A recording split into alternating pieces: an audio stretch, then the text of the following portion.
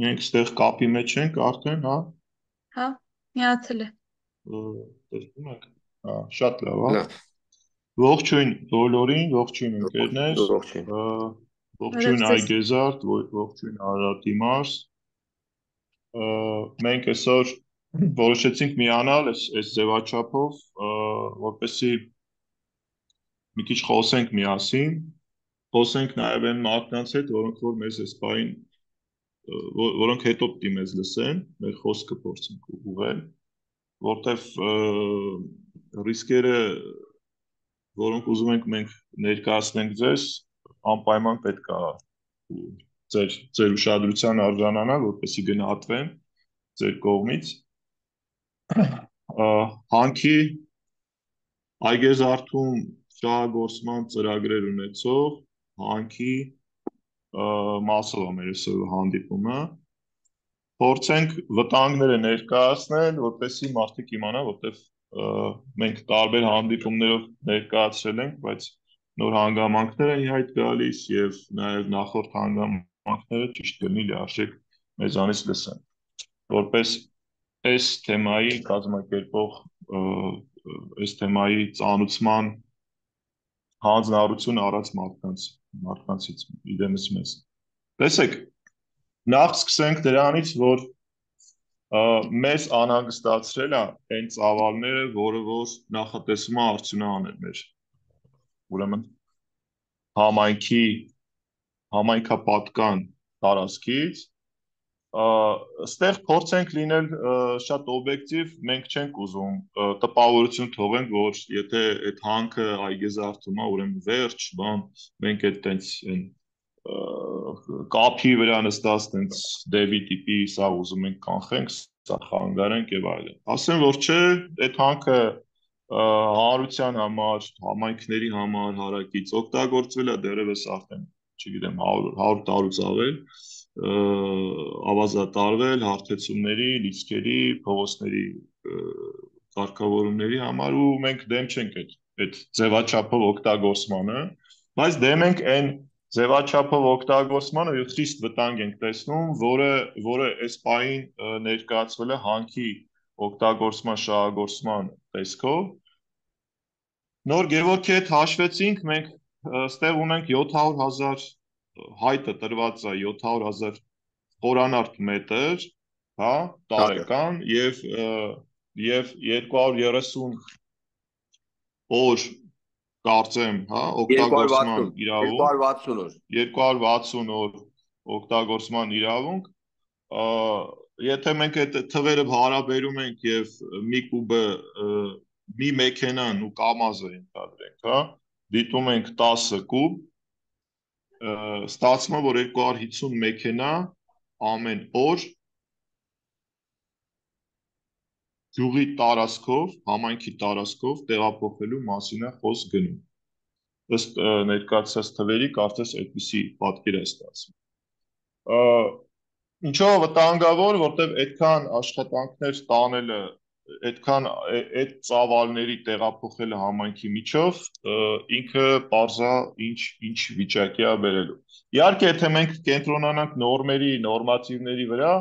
մենք այդտեղ կտեսնենք թերով,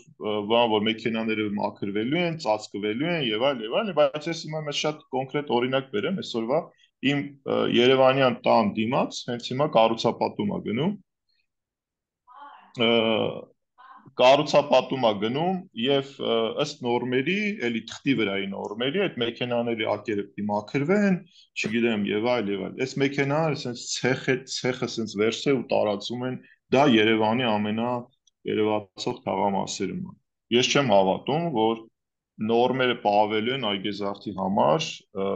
եւ տենց փոշու ծածկման եւ այդ մեքենաների քաշի ստուգաչափման եւ այլ։ Իսկ այդ ծավալի տեղափոխությունը ինքը մեր մոտ գիտենք ինչ խնդրեմի է բերելու։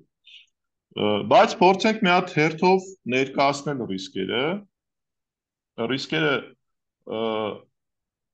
դրանք պետքա ֆիքսենք, որ քանի որ ինքը շահագործված հանք չի, որպես նախաբան ասեմ, ռիսկը ըստ էության դա հավանական դրսևորումն է, որտեղ ի տարբերություն բացված եւ շահագործված հանքերի մենք այսօր չենք կարող գնանք։ Սա շահագործված չի դեռևս, հայտ է տրված, որ շահագործվի, եւ մենք չենք կարող գնալ այս բային չափել, որ այ տեսեք, այսքան արտանետում ա լինում, այսքան փոշի ա լցվում, այսքան խնդիր եք դուք մեր համար ստեղծել։ Այսինքն մենք այս ամեն ինչը ներկայացնում ենք ռիսկերի մակարդակով, սեփական վերլուծությունների, սեփական դիտարկումների եւ դրանք ոնց որ կիսվելու մարդկանց հետ կիսվելու ուրեմն նպատակ ունենք այս։ Փորձեմ հերթականությամբ ներկայացնել են ռիսկերը, որը որ մեր կողմից գնահատվել են հավանական։ Ուրեմն Digant Dink SP-ի կողմից Կարմիր Սարի կրաքարային մերգելների հանքավայրի շահագործման աշխատանքների շրջակա միջավայրի վրա ազդեցության նախնական գնահատման հայտում նշած է, որ Քաղցրաշեն գյուղից մոտակա բնակելի հեռավորությունը կազմա 245 կիլոմետր, Այգեզարդից շատ ուշադիր 2.7 կիլոմետր, այսինքն մենք ավելի հեռու ենք, Գինևետ համայնքից 2.08 կիլոմետր, Նոր ուղի համայնքից 2.1 կիլոմետր։ Ստեղ ինչ նկատեցինք, որ հարակից համայնքների ամենահեռուն մենք ենք, սակայն մարդիկ որոշել են ազդակիր համայնք մեզ դիտել, ու ստեղ փորձագիտական ինչ-որ կենտրոն է բնապահպանության այդ ամեն ինչը որոշում, ես չգիտեմ ինչ տրամաբանությամբ եւ ինչ շահագրգռվածությամբ է ինքը որոշում, բայց սես տարօրինակ է, որ ամենահեռու համայնքը որոշվել է ազդակիր եւ անտեսվել է ավելի մոտիկ համայնքների հարության կարծիքը հարցնելու այդ դրույթը անտեսվել է, պահանջը անտեսվել է եւ մեզ համար ստեղ առաջի տարօրինակ երևույթն է բացվում, որ ազդակիրը դա ազդեցություն կրողն է, մենք որպես համայնք դիտվել ենք ազդեցություն կրող լինելով իհարկե մեծ ազդեցություն են կրելու, դա չի քննարկվում, բայց լինելով ամենահեռուն որոշվել է այդուհանդերձ մեզ դիտել որպես ազդակիր։ Հավանաբար այն պատճառով, որ մեր բալանսում է Այգեզարդի, ուրեմն բալանսում է այդ հողատեսքը։ Այստեղ մեր կարծիքով խախտվել է հարակից համայնքների բնակչության իրավունքը, որը սահմանադրության հանքը ընդերքը պատկանում է ժողովրդին, եւ այդ կապակցությամբ հարակից համայնքների կարծիքը առաջնահերթ պետք է հարցվեր եւ հանրային լսումները միանշանակ այդտեղ պետք է արվեր։ Այստեղ մենք այս կետով նկատում ենք առաջի կասկած հարուցող երևույթը, որը հավանաբար կապված է այն հանգամանքի հետ, որ հանքի փաստաթղթերում, այդ հայտում ներկայացված է հանքը տեղափոխելու ավտոճանապարհը կարծեմ հյուսիս-արևմտյան կողմով, դա համընկնում է Այգեզարդի ուրեմն ճանապարհներին։ Այդ կապակցությամբ փորձել են հանրային լսումը տեղափոխելով մեր մոտ մի զարկով երկու նպաստակ խփել, այն է ստանալ Այգեզարդի ոնց որ անտարբերության միջավայրում համաձայնությունը, երկրորդը միաժամանակ այդ համաձայնությունը հետագայում փաթեթավորել որպես ճանապարհներով նաև տանելու համաձայնություն։ Այլ տրամաբանություն մտքովս չի անցնում եւ դրան գալիս է օգնելու այդ տրամաբանությանը, որ մեր ճանապարհներն են ուզում օգտագործել են փաստը, որ մենք ճանապարհների իդեալական համայնքի մեջ եւ դրան արդեն արտաշատին կապող այդ հատվածը իդեալական տեսքի ենք բերել մեր ջանքերի, մեր չարչարանքների գնով։ Այսինքն այլ համայնքով տեղափոխումը ճանապարհների իմաստով նպատակահարմար չէր լինի։ Այստեղ շտապ եմ տեղեկացնել, որ նույնիսկ եթե տարբեր գործիքներով, տարբեր գեղձիկներով, տարբեր մեր անտարբերության ակնկալիքով թեկուզ այդ տեղի չունեցավ։ Այդ հանքի շահագործման այսպես ասած ժամանակավոր նույնիսկ փաստաթղթեր տրվեն, տևական չեն կարող լինել, միանշանակ դատական ճանապարհով է բողոքարկվելու։ Մենք այս պահին ուղակի նշումը առայն, որ հյուսիս-արևմտյան կողմով է Սարի տարվելու, որը համընկնում է Այգեզարդին, այդ դրույթը, այդ մի փոքր հիշատակումը որևէ կերպ թույլատրության եւ նշան չի, որ իրանք իրավունք են ունենալու Այգեզարդում տանեն։ Այսինքն, եթե ամեն կերպ գնան դրան, որ կորզեն այդ թույլտվությունները, մենք որպես համայնք որևէ պատճառ չունենք մեր համայնքում, որը 250, 260 բեռնատար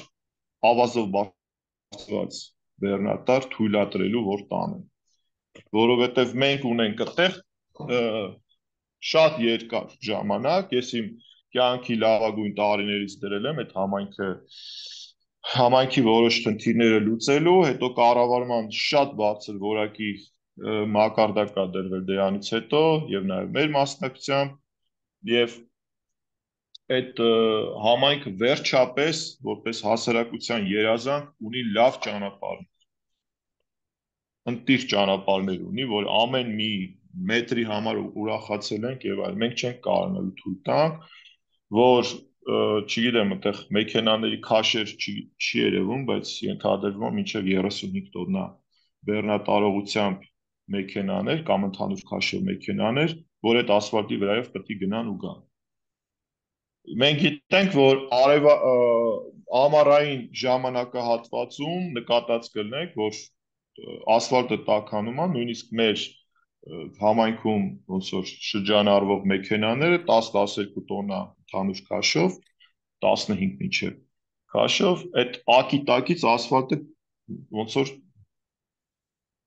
ոնց ասեմ, այդ փապկացությունը զգացվում է, ակի-տակից գնում է ասֆալտը ամռանը։ Հիմա դրա վրա բերել 35 տոննանոց ավտոներ քշել եւ այլն, դա մենք հասկանում ենք ինչ հետևանք է ունենալու։ Մենք չենք էլ կարա երազենք առաջիկա 30-50 տարում, որ մեր համայնքը կունենա նորից ասֆալտապատման հնարավորություն։ Մենք ուղղակի երազել ենք, մենք երկար մեր ջանքերով համայնքի գրագետ կառավարմամբ մենք ունենք այս վիճակը։ Հիմա երկրորդ կետով այսինքն առաջի կետով մենք կարծում ենք, որ այդ համայնքները հարակից ավելի մոտիկ համայնքները պետքա նույնպես, եթե հարց առաջացավ, պիտի ոտքի կայնեն, որտեղ իրանք էլ ընկնում են ազդեցության տակ։ Եվ խախտվել այդ մարդկանց իրավունքը որպես իրական ազդակիր, նաև իրանք են ազդակիր համայնքներ, իրանց ոնց որ կարծիք հաշվի չի առնվել։ Տեսեք, երկրորդ կետը այն հանգամանքն է, որ հեռավորության ընտրության հարցում ազդեցության կրման հեռավորության ընտրության հարցում նշվել է 2.7 կիլոմետր Այգեզարդ, հաշվի առնելով Այգեզարդի հանքի եւ Այգեզարդի ամենամոտիկ տան, բնակավայր բառը չեմ ուզում օգտագործեմ, որ համայնքի հետ չխաղում, ամենամոտիկ տան հեռավորությունը հաշվի առած։ Իհարկե մենք շատ շահագրգիռ ենք, որ մեր տնից շատ հեռու լինի հանքը, բայց այն սեզոնը, որը որ հանքը շահագործվելու է, դա հենց գարունից մինչև աշուն այդ հատվածն է։ Այդ ամբողջ սեզոնում մարդկանց աշխատավայրը, գյուղացիական տնտեսությունների աշխատավայրը, դա համընկնում է այդ հողամասերի հետ, այսինքն իրենց աշխատատեղ, ոնց որ ես գնում եմ գործի, գնում եմ կոնկրետ իմ կաբինետ, իմ կառույց, հա, իմ կառույց եմ գնում, այդտեղ եմ ես աշխատում եւ այնտեղ ես անցկացնում 8-10 ժամ։ Գյուղացին անցկացնում է իր հողամասերում 16 ժամ, որոշ դեպքերում 24 ժամ եւ անհրաժեշտ է պարտադիր հեռավորության այդ հանգամանքը գործոնը գնահատելուց անպայման գնահատել իր աշխատավայրի հեռավորությունը, որը իր հողամասն է եւ շատ հաճախ այդ հեռավորությունը հողամասի մոտավորապես 200 մետր է հանքից, այն նախատեսված հանքի նախատեսված այդ հատվածից։ Եվ տեսեք, մենք գիտենք, որ մինչև 30 քառակուսի մետր այգետնակ է թույլատրվում հողամասերում, հարգելի այգեզարդ, հարգելի ընկերներ, եւ դուք այդ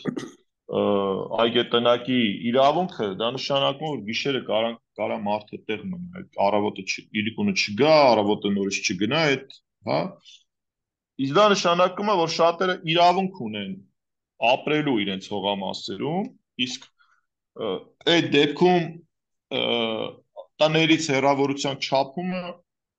абսուրդ է եւ սխալ ելակետային տվյալ է, սխալ տվյալ է։ Այսինքն պետք է չափվեր հողամասերից, որոնք շեշտեմ, կրկնեմ, շատ շատերի համար, բոլորի համար իրենց աշխատավայրերն են։ Սա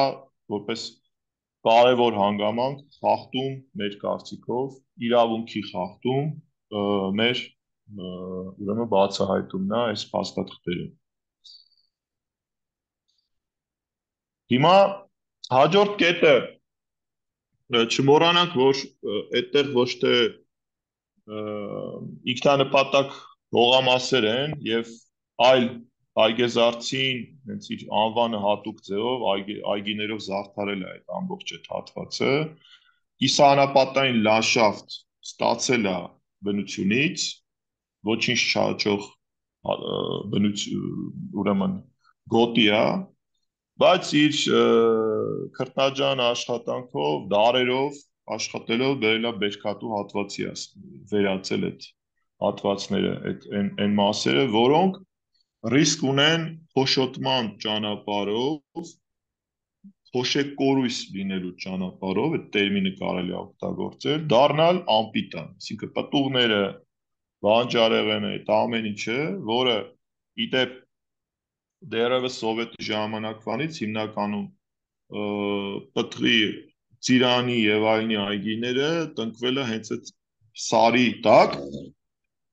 հանքի նախատեսվող հանքից շատ փոքր հեռավորության վրա թուք մինչև 200 մետր հեռավորության վրա ու եթե այդ հանքը շահագործվի այն չափերով, այն մասշտաբներով, ահասարսուռ մասշտաբներով, որը նախանշած իրանց հայտում այդ պտուղները ինչու՞ չէ նաև բանջարեղենը ամբողջը հողի մեջ կորելու է ինչ ռիսկ ունենք այդտե ոչ մասնագետների համար էլ է մեր ելույթը փաստորեն մեր գյուղացին գիտի փոշոտման փոշու մեջ կորելու ռիսկը այս նաև քանի որ մեզ լսել են ոչ մասնագետներ մենք մի քիչ էլ պարզաբանենք որ եթե ծիրանը օրինակ հողակորույս լինի այդ հանքի ուրեմն աշխատանքներից այդ ծիրանը ոչ մի արտահանող այգեզարդ չի մտնի բացարձակ եւ եթե մենք այնտեղ չգիտեմ մենք ֆանտազիաների զոր տանք ասենք կլվանք բան եւ այլն դա բացառված է որովհետեւ մենք գիտենք որ նույնիսկ եթե ծիրանի քաղելու շրջանում մի քանի կաթիլ անձրև է գցվում միանշանակ կանգնեցվում է ծիրանի քաղման process-ը որպեսի չորանա ինքը լիարժեք որ նոր քաղվի պտուղը եւ դրվի ուրեմն բեռնատարը ֆուրը այսպես ասած որովհետեւ թաց product-ը բացարձակ տեղափոխման ենթակա չի եւ հնարավոր չի ծիրանը քաղել մի դույլով քաղել դնել ջրի մեջ լվալ հետո հանել դնել չորանա որ տանը դա արդեն չգիտեմ մանկամտություն կլինի եթե մարդիկ ակնկալեն որ տես կարա լինի հարցը լուծվի այսինքն փոշոտման փոշեպատման այդ հողապատման փոշոտում տերմինը գյուղատնտեսության մեջ դրական է օգտագործվում հողապատում տերմին իրառեն այդ տերմինը ուրեմն այդ երևույթը ամենայն հավանականությամբ դիտվելու է որովհետև հանքի շահագործման նախնական ոչ պրոֆեսիոնալ նույնիսկ հայացքով որ նայում մենք այդտեղ տեսնում ենք տխուր ահասարսուր ծավալներ պայթեցման մասին է խոսքը գնում, չգիտեմ, ինչ որ sense բաներ։ Եվ ընդ որում երկու ոնց է կոչվում